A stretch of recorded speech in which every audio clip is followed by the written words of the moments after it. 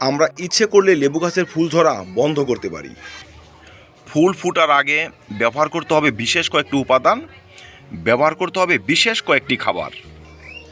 অনেক সময় লেবু ফুল থেকে ফল সৃষ্টি হওয়ার পরও কিন্তু সেসব ফুল ঝরে যায়, সেসব ফল ঝরে যায়। ফুল আসার পর তাড়াহুড়ো করে এমন একটি যত্ন করি যেই যত্নের হয়তো প্রয়োজনই ছিল না। লেবু ফুল যখন ফুটতে শুরু করে তখন আমরা জেনে না জেনে এত কিছু ব্যবহার শুরু করি, গাছ হয়তো সেসব নিতেই পারে না। আর তাই ফুল ঝরে, গুটি ঝরে, গাছ একসময় ন্যাড়া হতে শুরু করে। আজকের ভিডিওতে থাকবে লেবু ফুল ঝরা, লেবুর গুটি ঝরার কারণ এবং তার প্রতিকার নিয়ে বিস্তারিত আলোচনা, যেন এই বছর অন্তত আমাদের গাছগুলো লেবুতে পরিপূর্ণ থাকে, লেবুতে ভরে থাকে। তো চলুন ভিডিওটি কন্টিনিউ করা যাক। লেবু গাছের যত্ন করার আগে আমাদের সিমটমস দেখতে হবে। গাছের অভাবটা কি, গাছের সমস্যাগুলো কি। যে গাছের গুটিগুলো ঝরে যাচ্ছে বা লেবুর ফুলগুলো ফুটন্ত অবস্থায় ঝরে যাচ্ছে, সে গাছকে ভালো করে লক্ষ্য করুন। যদি দেখেন যে তার পাতাগুলো কিছুটা হলুদ ভাব হয়ে এসেছে, কিছুটা বিবর্ণ ভাব, সাদাটে ভাব, তবে বুঝতে হবে গাছে রয়েছে নিউট্রিয়েন্টসের ঘাটতি, মানে গাছ খাদ্যহীনতায় ভুগছে। আমরা তো জানি ফুল আসার পর, গুটি আসার পর গাছের খাদ্যের চাহিদা থাকে সব থেকে বেশি। আর তখন যদি সে সমস্ত খাদ্য এবং বিভিন্ন প্রকার অনুখাদ্য গাছ না পায়, সেক্ষেত্রে পাতা হলুদ হয়ে যায়, ফুল হলুদ হয়ে যায় বা গুটিগুলো হলুদ হয়ে ঝরে যায়। আর তাই সেই ধরনের সমস্যা যদি আপনি লক্ষ্য করেন, সেক্ষেত্রে কিন্তু খাদ্য এবং অনুখাদ্য গাছে ব্যবহার করবেন। আর যদি দেখি যে গুটিগুলো কালো হয়ে ঝরে যাচ্ছে, ফুলগুলো পচে পচে ঝরে যাচ্ছে বা গাছের পাতাগুলো পচে পচে ঝরে যাচ্ছে, সে অবস্থাতে আমরা কি করব? ফুল কালো হয়ে যাওয়া, পাতা কালো হয়ে যাওয়া, এই সমস্ত সমস্যা দেখলে আমাদের ছত্রাকের কথা মনে পড়ে। আর আমরা ছত্রাকনাশক, কীটনাশক গাছে স্প্রে করতে শুরু করি। অমুক ব্র্যান্ড ভালো, অমুকটি ব্যবহার করলে বেশি পরিমাণে গুটি সেট হবে, এই সব পদ্ধতি আমাদের মনে আসে। বহু ক্ষেত্রে ছত্রাকের কারণে অবশ্যই কালো হয়ে যায়, কিন্তু সব সময় ছত্রাকের ক্ষেত্রে শুধু কালো হতে শুরু করে তা নয়। গাছের যদি পুষ্টিতে ঘাটতি থাকে, সেক্ষেত্রেও কিন্তু সে মুকুলকে বা ফুলকে এবং গুটিকে কালো করে ঝরিয়ে দেয়, পাতাতেও সমস্যা দেখা দেয়। তাই কালো হয়ে গিয়েছে মানে আমরা যে ভারী ভারী ছত্রাকনাশক, কীটনাশক স্প্রে করতে শুরু করব, সেই ধরনের যত্ন কিন্তু আপাতত এখন বন্ধ রাখতে হবে। বহু ক্ষেত্রে লেবুর গুটি ঝরে যায়, ফুল ঝরে যায়, পাতা ঝরে যায় এবং শাখাগুলো কেমন শুকিয়ে আসে, হলুদ হয়ে আসে। সেই সব কিন্তু ছত্রাকের জন্য নয়, সেসব হয় শিকড়ে যদি সমস্যা থাকে। বহু ক্ষেত্রে আমাদের ব্যবহৃত মাটি বা যে মাটিতে গাছ বসিয়ে রেখেছি আমরা, সেটা গাছের জন্য পারফেক্ট নয়। সঠিক সময় গাছ রিপোর্ট করিনি, শিকড় কোনোভাবে শুকিয়ে গিয়েছে, শিকড়ে সংক্রমণ রয়েছে, শিকড়ে সমস্যা রয়েছে। সেই সমস্ত কারণও কিন্তু সে গুটিকে, ফুলকে এবং ডালকে নষ্ট করে দেয়। তাই ছত্রাকনাশক, কীটনাশক নয়, এই সমস্ত দিকে আমাদের নজর দিতে হবে। প্রয়োজনে শিকড়ের চিকিৎসা সারতে হবে, কিন্তু আজে বাজে জিনিস গাছে এখন স্প্রে করা যাবে না। কিন্তু দর্শক, যদি আমরা আমাদের লেবু গাছের ডগাতে পোকার আক্রমণ দেখি, চোষক পোকার আক্রমণ দেখি, মাইটসের আক্রমণ দেখি, সেক্ষেত্রে কি কীটনাশক সত্যি সত্যি ব্যবহার করতে পারবো না? কীটের আক্রমণ যদি ভয়াবহভাবে লক্ষ্য করা যায়, সেক্ষেত্রে সে তো সমস্ত ফুলকে ঝরিয়ে দেবে, সমস্ত গুটিকে নষ্ট করে দেবে। সেক্ষেত্রে আমাদের করণীয় কী? তো চলুন এবার এক এক করে যত্নগুলো দেখে নেই। এই ধরনের কন্ডিশনে যদি আমাদের চলেই আসে, সেক্ষেত্রে আমাদের ব্যবস্থা কি রাখতে হবে? দর্শক, লেবুর গুটি বা ফুটন্ত ফুল যদি ঝরতে শুরু করে প্রবলভাবে, সেক্ষেত্রে আমরা প্রথম সিমটমস অনুযায়ী দেখব গাছের নিউট্রিয়েন্টস এবং ফুড ডিফিসিয়েন্সি রয়েছে কিনা।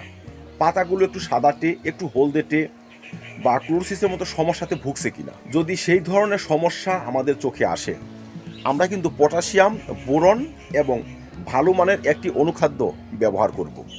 মনে রাখবেন, গাছে স্প্রে করব না। অতি প্রয়োজন ছাড়া এই সময় গাছে স্প্রে না করাই ভালো। আমরা মাটিতে খাবারটি দিয়ে দেব। পটাশিয়াম এবং বোরন এবং অনুখাদ্যের মধ্যে আমরা ব্যবহার করতে পারি 005234, যেখানে ভালো পরিমাণে পটাশিয়াম এবং ফসফরাস রয়েছে, ন্যানো পটাশিয়াম ফসফেট। যে কোনো ব্র্যান্ড আপনারা ব্যবহার করতে পারেন, অনলাইন থেকে কেনা যায়, কৃষি পণ্যের দোকানে আজকাল সব পাওয়া যায়। এই উপাদানগুলো আপনারা কিছুটা আবার রাসায়নিক বাদ দিয়ে অর্গানিক উপাদানের মধ্যেও নিয়ে নিতে পারেন। যাই হোক, রাসায়নিক হোক অর্গানিক হোক, পটাশিয়াম এবং ফসফরাসযুক্ত খাদ্য প্রথম আমাদের ব্যবহার করতে হবে। এবার ধরুন আপনার কাছে 0050 রয়েছে বা 05234 রয়েছে, সেক্ষেত্রে 1 লিটার জলে 4 থেকে 5 গ্রাম গুলে একটি 20 ইঞ্চি টবের মধ্যে ঢেলে দেবেন। টবের সাইজ যদি ছোট হয় 500 গ্রাম জল নেবেন, 1.5 থেকে 2 গ্রাম পটাশিয়াম ফসফেট নেবেন, ঢেলে দেবেন। পটাশিয়ামের ঘাটতি যখন গাছ পূরণ করে ফেলবে, সঙ্গে সঙ্গে কিন্তু সে একটি এক্সট্রা এনার্জি পেয়ে যাবে। গুটিগুলোকে ধরে রাখার, ফুলকে ধরে রাখার এনার্জি পেয়ে যাবে। পাতার বিবর্ণ ভাব, ফলের যে বিবর্ণ ভাব, সেসব কিন্তু কমতে শুরু করবে। নতুন করে কিন্তু গুটি ঝরা অনেকটা আপনারা ব্রেক করতে পারবেন। 2 নম্বরে হচ্ছে ফুল তো ফুটে গিয়েছে, কিন্তু সেই ফুল কি ভালোভাবে পলিনেশন হয়েছে? সেই ফুল থেকে গুটি বাঁধবে কি করে? আর যেই ফুলের ভালো পলিনেশন হয়নি, সেই ফুলের গুটি তো ঝরবেই, সেই গুটি গাছে কোনোভাবে থাকবে না। তাই খাবার ব্যবহারের সঙ্গে সঙ্গে অনুখাদ্য হিসেবে কিন্তু আমরা বোরন 20% এই সময় ব্যবহার করব। এই যে ফুলটি দেখুন, এই ফুলটি ফুটেছে, এখন যদি ঝরে যায় ভাববো যে গুটিটা ঝরে গেল, একটা সমস্যা, টেনশনে ভুগবো আমরা। কিন্তু এই ফুলটি যদি ভালোভাবে পলিনেশন হয়, সহজে কিন্তু এই গাছ থেকে ঝরবে না। আর ফুলের ভালো পলিনেশন ঘটাতে পারে যারা, এর মধ্যে একটি হচ্ছে সঠিক পরাগ রেণু তৈরি হওয়া। পরাগ রেণু তৈরি করতে হেল্প করে বোরন জাতীয় খাবার। তাই দর্শক, এখন এ সমস্ত ফুলকে ধরে রাখার জন্য বোরনের প্রয়োজন। আমরা টবের মাটিতে বোরনও ব্যবহার করব। যেই খাবারটি আমরা ব্যবহার করব তার সঙ্গে মাত্র 1 থেকে 1.5 গ্রাম বোরন 20% যদি মিশিয়ে দেই, খাবারটি হবে শক্তিশালী, ফুলকে গুটিকে ধরে রাখার উপযোগী। আমরা বোরন ব্যবহার করেছি, পটাশিয়াম ফসফরাস ব্যবহার করেছি, মোটামুটি খাদ্যের 75% হয়ে গেল। এবার আরও সূক্ষ্ম কিছু অনুখাদ্য রয়েছে যারা গোপনে আমাদের ফুলকে ধরে রাখে, পাতাকে সুস্থ রাখে, ফলকে সুস্থ রাখে, গুটিকে সুস্থ রাখে। ম্যাগনেসিয়াম, আয়রন, কপার, জিঙ্ক এবং ক্যালসিয়ামের মতো উপাদানগুলো। দর্শক, এক এক করে সেসব ব্যবহার করা সম্ভব নয়, তাই আমরা এমন একটি অনুখাদ্য চুজ করতে পারি এই সময় যে অনুখাদ্যের মধ্যে ওই ধরনের উপাদানগুলো বর্তমান থাকে। আপনারা মৌমিন পাউডার ব্যবহার করতে পারেন। অনেকে আমাকে প্রশ্ন করেন, মৌমিন পাউডার কি গাছে স্প্রে করা যায়, মাটিতে দেওয়া যায়? দর্শক, গাছে স্প্রেও করা যায়, মাটিতেও দেওয়া যায়। ফুটন্ত ফুলে আমরা সেসব স্প্রে নাই করলাম, কিন্তু টবের মাটিতে আমাদের দিতে হবে। তাহলে খাবারটি আমরা এইভাবে প্রস্তুত করতেই পারি। এখন আপনি 1 লিটার জল নিলেন, সেখানে 4 গ্রাম ন্যানো পটাশিয়াম ফসফেট নিলেন, 1 থেকে 1.5 গ্রাম বোরন নিলেন এবং মৌমিন পাউডার নিলেন 1.5 গ্রাম। 3টি উপাদান ভালো করে গুলে টবের মাটিতে দিয়ে দিন 20 থেকে 25 ইঞ্চি টবে। আজকে দিন, 10 থেকে 15 দিনের পর আরেকবার দিন, আবার 15 দিন পর আরেকবার দিন। এইভাবে আপনি 4বার 5বার দিয়ে যান না, আপনার গাছে বেশি পরিমাণে গুটি ধরে থাকবে, বেশি পরিমাণে ফুল পলিনেশন হবে। আর যে ফুল পলিনেশন হয় সেই ফুল ঝরে না। দর্শক, আমার এই গাছটি দেখুন, এটি হচ্ছে একটি বাড়ি 1 মালটার চারা, 2 বছরের গাছ। গাছটির হাইট 4 ফিটের মতো হয়ে গিয়েছে। কতগুলো ফুল এসেছে দেখুন, প্রচুর ফুল এসেছে। এই গাছটি আমি নিজে গ্রাফটিং করেছি আমার মাদার প্লান্ট থেকে। সেই গাছে 50+ মালটা হয়। এই বছরও ভালো ফুল এসেছে। তো এই পাতার কালারগুলো দেখুন একবার, গাঢ় সবুজ, কোনো বিবর্ণ ভাব কিন্তু নেই। আমি ফুল ফুটার আগে এখানে ইমিডাক্লোরোপিড এবং অ্যান্ট্রাকোল স্প্রে করেছি। এখানে কিন্তু কোনো কীটের এবং ছত্রাকের সংক্রমণও দেখা যাচ্ছে না। এই ফুলটি দেখুন, ডগাটি দেখুন। যদি আপনারা খাদ্য ব্যবহার করে ফুল ফুটার আগে ভালো কীটনাশক এবং ছত্রাকনাশক ব্যবহার করে পাতাগুলোকে, ফুলগুলোকে সুস্থ রাখতে পারেন, সেক্ষেত্রে কিন্তু আপনাদের টেনশনের কোনো কারণই নেই।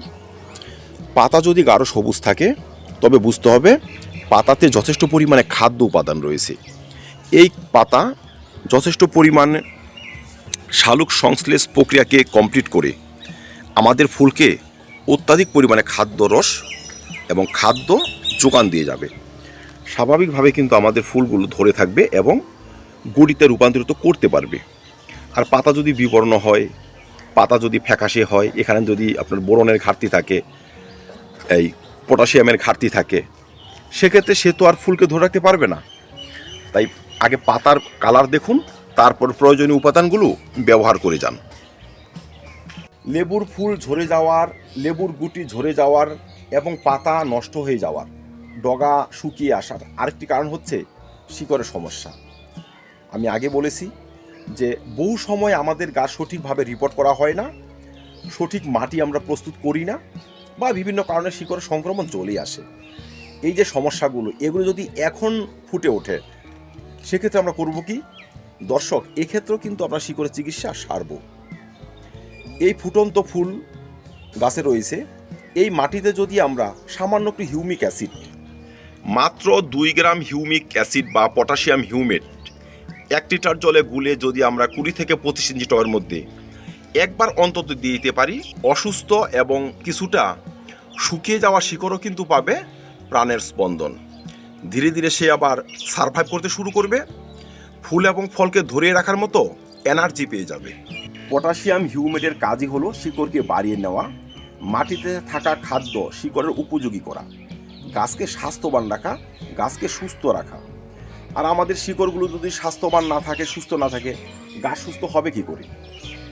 আমার এই গাছটি দেখুন, এই পরিপক্ক ফল রয়েছে এখনো, আবার এইদিকে ছোট ফল, ওই সাইডে দেখুন দেখা যাচ্ছে কিনা, এই সাইডে দেখুন, এই যে ছোট ছোট ফল, এগুলো এই 1.5 মাস 2 মাস আগে এসেছে। এখনো গাছে কিন্তু প্রচুর পরিমাণে ফুল আসছে। এগুলো সম্ভব হবে তখনই যখন আমার এই টবের মাটিতে থাকা শিকড়গুলো সুস্থ থাকবে। রুট হচ্ছে গাছের প্রাণ, রুট ভালো নেই, গাছের প্রাণ শক্তি কম, সেই গাছের ফুল ঝরে যাবে, যে কোনোভাবে ঝরে যাবে। ডালকে শুকিয়ে দেবে, পাতাকে শুকিয়ে দেবে, ফুলকে ঝরিয়ে দেবে, গুটিকে ঝরিয়ে দেবে। তাই রুট ভালো রাখার জন্য পটাশিয়াম হিউমেট একটু ব্যবহার করতে পারবেন। মনে রাখবেন, পটাশিয়াম হিউমেট ব্যবহার করলে ফুল ঝরবে না, ফুল গাছে লেগে থাকবে। বহু ক্ষেত্রে ডাল মরার সমস্যা, ফুল গুটি ঝরে যাওয়ার সমস্যা আসে ক্যালসিয়ামের ঘাটতিতে এবং ছত্রাকের জন্য।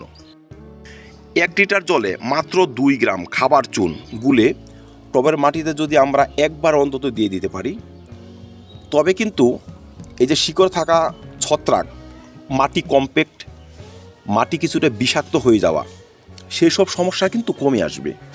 আমাদের মাটিগুলো থাকবে গাছের উপযোগী। তো দর্শক, এইভাবেও করা যায়। আমি একটু এই খাবার চুন গুলিয়ে দিয়ে দিলাম, 2-4 দিন পর আবার একবার পটাশিয়াম হিউমেট দিয়ে দিলাম, ব্যাস। চিকিৎসা মধ্যে শুধু এই দুটো উপাদান ব্যবহার করলেই কিন্তু আমরা যথেষ্ট পরিমাণে গুটিকে গাছে ধরে রাখতে পারবো, যথেষ্ট পরিমাণে ফুলকে গাছে ধরে রাখতে পারবো। যদি আমরা সরাসরি দেখেই ফেলি যে গাছে প্রচুর পরিমাণে ছত্রাক লেগে গিয়েছে এবং প্রচুর পরিমাণে কীটের আক্রমণ রয়েছে, সেক্ষেত্রে এই গুটিগুলোকে বা এই ফুলগুলোকে ধরে রাখার জন্য ছত্রাকনাশক এবং কীটনাশক কি আমরা সত্যি সত্যি স্প্রে করতে পারবো? আর যদি পারি, কীভাবে করব? ছত্রাকনাশক এবং কীটনাশক স্প্রে করার যে ব্যাপারটি, সেটি আমাদের প্রথম থেকে লক্ষ্য করলে ভালো হয়। এই যখন এই গাছটিতে ফুল ফুটতে শুরু করেছে, মানে মোটামুটি 5% ফুল ফুটেছে, আর 95% ফুল এখনও ফুটেনি। এই অবস্থাতে যদি আমরা ছত্রাকনাশক এবং কীটনাশক স্প্রে করি, বিশেষ কোনো সমস্যা আসবে না। কারণ যদি কীটনাশকের এবং ছত্রাকনাশকের জন্য ফুল ঝরে যায়, 5%ই ঝরলো, 95% তো গাছে রয়ে গেল, সেখান থেকে আমরা নিশ্চয়ই ভালো পরিমাণ ফলন পেয়ে যাব। আমরা নিম তেল এখানে স্প্রে করতে পারি, বা এমন একটি ছত্রাকনাশক ব্যবহার করতে পারি যেটা খুবই লো ডোজের, কিন্তু গাছের জন্য খুবই উপকারী। এটা হতে পারে অ্যান্ট্রাকোল। ধরুন এখন আপনি নিম তেলও নেই, আপনি অ্যান্ট্রাকোল পাউডার নেবেন 1 গ্রাম, আর একদম নর্মাল একটি ইনসেকটিসাইড, সেটা আপনার হতে পারে হয়তো রোগার নিয়ে নিলেন। দুটো উপাদান একত্রে মিশিয়ে 1.5 লিটার জলে গাছে স্প্রে করে দিলেন। 1 গ্রাম এক ml রোগার আর 1 থেকে 1.5 গ্রাম অ্যান্ট্রাকোল গাছে স্প্রে করে দিলেন, তবে কিন্তু সেই সমস্ত সমস্যাগুলো কমে আসবে। যদি লক্ষ্য করি তখন ব্যবহার করব। যদি সেই সমস্ত সমস্যা লক্ষ্য না হয় সেক্ষেত্রে সেটাও ব্যবহার করবেন না। আর 2 নম্বর পদ্ধতিটা হচ্ছে আমাদের ফুলকে কিছুটা ফুটতে দিতে হবে।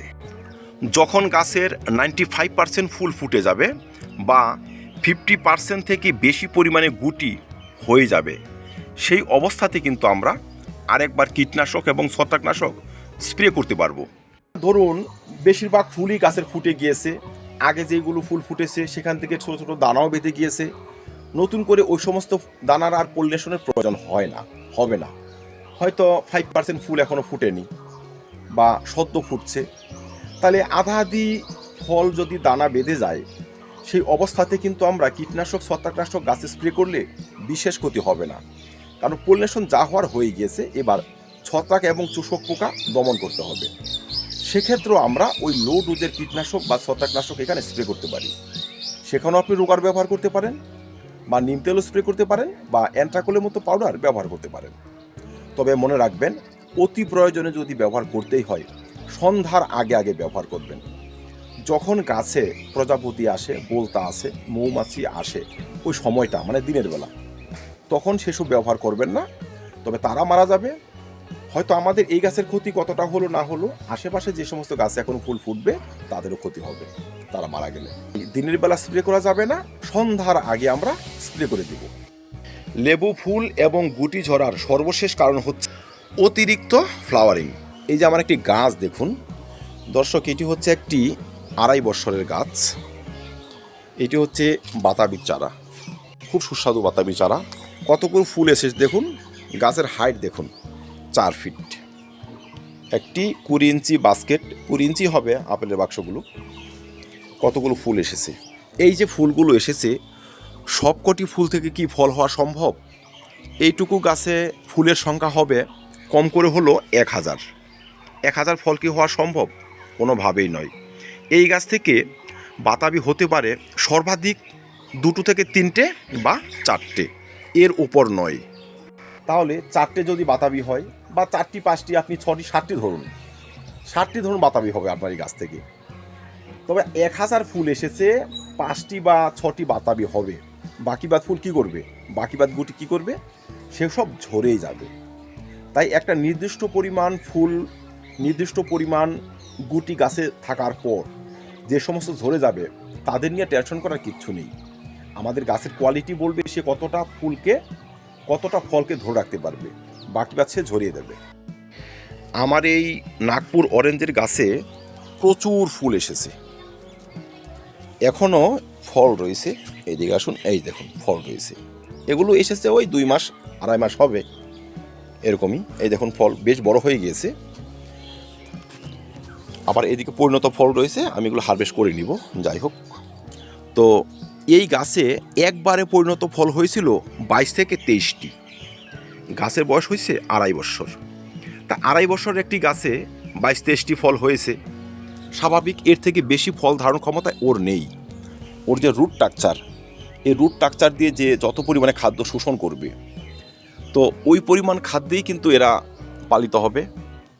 তাহলে স্বাভাবিকভাবে এর থেকে বেশি ফলের আশা করা ঠিক নয়। যদি আমার গাছটি 6 ফিট 6.5 ফিট হতো, যেমন আমার পাশের ছাদে রয়েছে 6 ফিট 6.5 ফিট গাছ, বিশাল বৃক্ষের মতো ঝোপালো, সে সমস্ত গাছ থেকে 100+ আমি আমার দার্জিলিং জায়ান্ট পেয়েছি, 50+ মালটা পেয়েছি। তার গাছ বড়, তার খাদ্য গ্রহণের প্রবণতাও বেশি, তার টব বড়, স্বাভাবিকভাবে সে অনেক পরিমাণে ফলকে ধরিয়ে রাখতে পারবে। তাই দর্শক, ফুল ঝরা বা গুটি ঝরা নিয়ে টেনশন নয়, আমাদের কর্তব্যটুকু আমাদের সঠিকভাবে করতে হবে। তবেই আমরা একটা নির্দিষ্ট পরিমাণ ফলন আমাদের প্রতিটা গাছ থেকে পেয়ে যাব। তো ধন্যবাদ দর্শক, দেখা হবে অন্য কোনো ভিডিওতে অন্য কোনো টপিক নিয়ে। ভিডিওটি ভালো লাগে লাইক এবং শেয়ার করে দেবেন, চ্যানেলটি সাবস্ক্রাইব করে পাশে থাকবেন। ভিডিও দেখার জন্য অসংখ্য ধন্যবাদ।